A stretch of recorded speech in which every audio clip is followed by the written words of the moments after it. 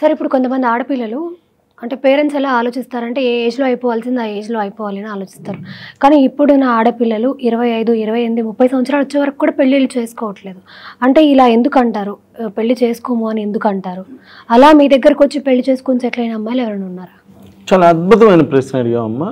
ఒక అమ్మాయి ఎంటెక్ ఇక్కడే పెద్దగా ఇన్ఫోసిస్ లాంటి పెద్ద దానిలో జాబ్ చేస్తుంటుంది. గ్రూప్ లీడరు, మంచి శాలరీ, మంచి లైఫ్. ఓకే. ఆ అమ్మాయి నేను పెళ్లి చేసుకోను అని చెప్తుంది. దానికి రీజన్ కూడా పాప అమ్మాయి చెప్తుంది. ఎందుకంటే హైలీ ఎడ్యుకేటెడ్ కదా, చదువుకున్న వాళ్ళు మంచి ఉద్యోగం చేస్తున్నారంటే 10 మంది యొక్క ఆలోచనలన్నీ తెలుస్తూ ఉంటాయి.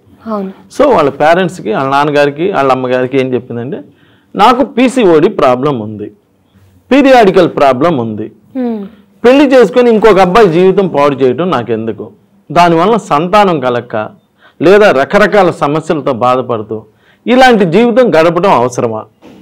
నేను చక్కగా నా జాబ్ ఏదో నేను చేసుకుంటూ నా బతుకు నేను బతుకుతాను, నాకు మంచి శాలరీ మంచిది వస్తుంది కదా అంటే, లేదమ్మా నీకు ఫ్యూచర్లో నీకు అండ కావాలంటే అండ బదులు నేనేదో డబ్బులు సేవ్ చేసుకొని ఎవరైనా ఒక చిన్న పిల్లోని తీసుకొని పెంచుకొని ఇలా నా లైఫ్ని గడుపుతానని ఒక పాజిటివ్ యాటిట్యూడ్లో మాట్లాడుతుంది.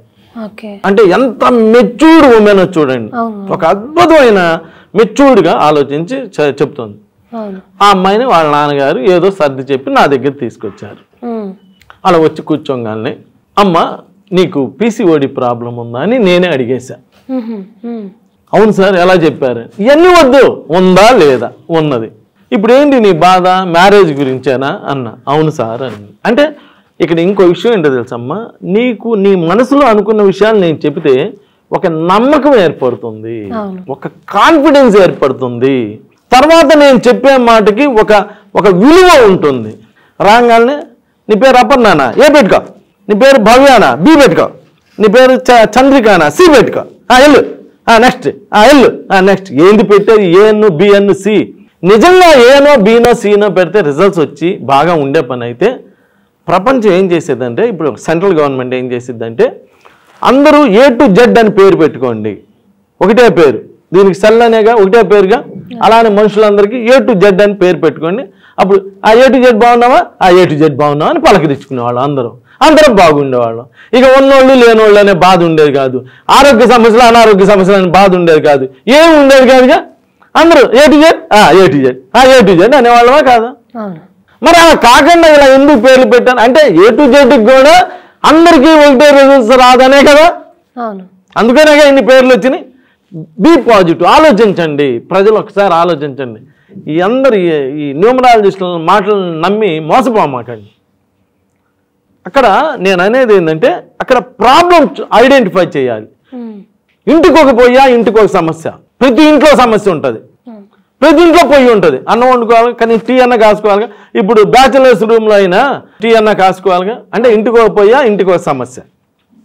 అలా చూసి అమ్మాయికి ఉన్న ప్రాబ్లమ్స్ అన్నీ చెప్పి నాన్న ఏం భయపడమాక, నువ్వు ఇలా రాయటం వల్ల నీకు ఈ ప్రాబ్లం వచ్చింది, ఇదిగో ఇలా రాసావు, సో నువ్వు ఇలా రాయమాక, ఈ విధంగా రాసుకో, నీ హెల్త్ ప్రాబ్లము నెక్స్ట్ 41 డేస్లో నీ హెల్త్ ప్రాబ్లం క్లియర్ అయ్యింది.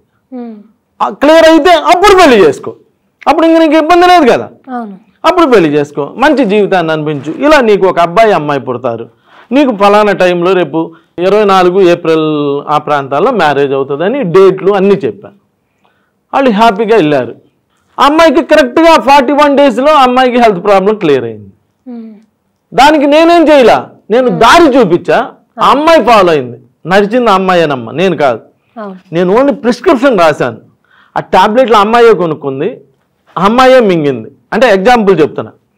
ఆ ప్రాబ్లం సాల్వ్ అయింది. ప్రాబ్లం సాల్వ్ అయింది కాబట్టి నాకు అమ్మాయి అబ్బాయి పుడతారని కూడా చెప్పాడు కాబట్టి సో నేను పెళ్లి చేసుకోవాలి, నా జీవితానికి సార్థకత అంటే అని మళ్ళీ వచ్చి మ్యారేజ్ కుదిరిందండి, మ్యారేజ్ డేట్స్ అన్నీ పెట్టడం జరిగింది. చక్కగా అమ్మాయికి పెళ్ళి అయిపోయింది. మనం అన్నట్టుగానే అమ్మాయి పుట్టింది. అమ్మాయికి కూడా మన దగ్గరికి వచ్చి పేరు పెట్టించుకున్నారు. అంతే కదా, ఒకసారి నమ్మకం కుదిరితే అలా వచ్చి పేరు పెట్టించుకోవడం, ఆ అమ్మాయికి మంచి పేరు పెట్టడం, తర్వాత మళ్ళీ అబ్బాయి పుట్టడం, ఆ అబ్బాయికి మన దగ్గర పేరు పెట్టించుకొని ఇప్పుడు ఆ అమ్మాయి లైఫ్ అంతా హ్యాపీగా గడపడమే కాకుండా ఎవరైనా వాళ్ళ ఆఫీసులో ఏదైనా సమస్యతో బాధపడుతున్నారు అనుకో, ఎందుకయ్యా సమస్యలతో బాధపడతావు, వెళ్ళి రెహమాన్ గారిని కలువు అని చెప్తుంది. అంటే ఇక్కడ అమ్మాయికి మంచి చేయటం వలన నాకు బిజినెస్ పెరిగిందా లేదమ్మా, నాకు క్లయింట్స్ అంటే ఎప్పుడైనా నువ్వు ఎదురువాడికి మంచి చేస్తే ఆ మంచి ఏదో ఒక రూపంలో మళ్ళా నీకు తప్పనిసరిగా హెల్ప్ చేస్తుంది.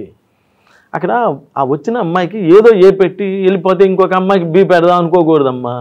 వచ్చిన అమ్మాయి నా బిడ్డ లాంటిది, నా బిడ్డకి నేను ఎలా మంచి చేయాలనుకుంటానో ఈ అమ్మాయికి కూడా అలా మంచి చేస్తే పైన భగవంతుడు అనే వాడు చూస్తూ ఉంటాడు, వీళ్ళకి మంచి చేయాలి అని ఒక మంచి ఆలోచనతో ఉండాలమ్మా. మనం ఆస్ట్రోన్యూమరాలజిస్టులు అంటేనా డాక్టర్లు అంటే దేవుళ్ళు అని వెళ్తారమ్మా, దేవుళ్ళు అనుకొని వెళ్తారు.